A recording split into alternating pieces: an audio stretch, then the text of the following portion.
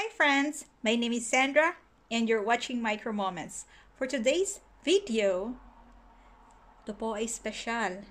Kasi po, December 24, 2020 po ngayon. Kung kaya special po to. Ako po ay one-day vacation. Kaya tuwang-tuwa po ako kasi na-honor na magbakasyon ako ng December 24 at makakapag-celebrate ako ng Pasko kasama yung pamilya ko.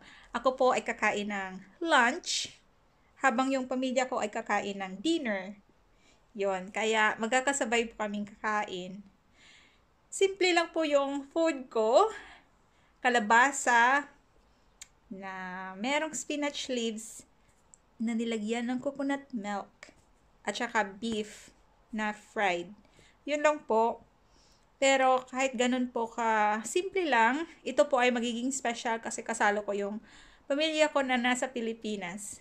At kanina po, kakagising ko lang, nakausap ko na din po yung uncle at saka auntie ko, yung mga cousins ko, mga pamangkin ko sa Philippines. Kung kaya masayang-masaya po yung gising ko.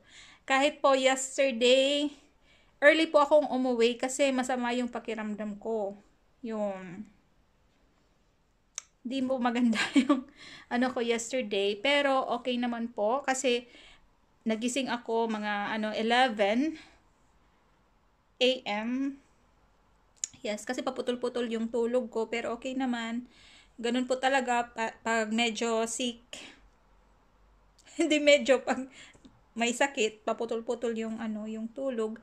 Pero at least naka-help naman kasi uminom din ako ng pampatulog na medicine.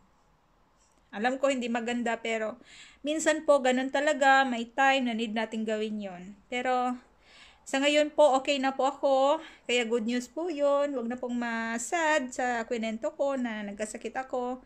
Ganun po talaga yung life. Minsan nakakasakit tayo, minsan okay tayo.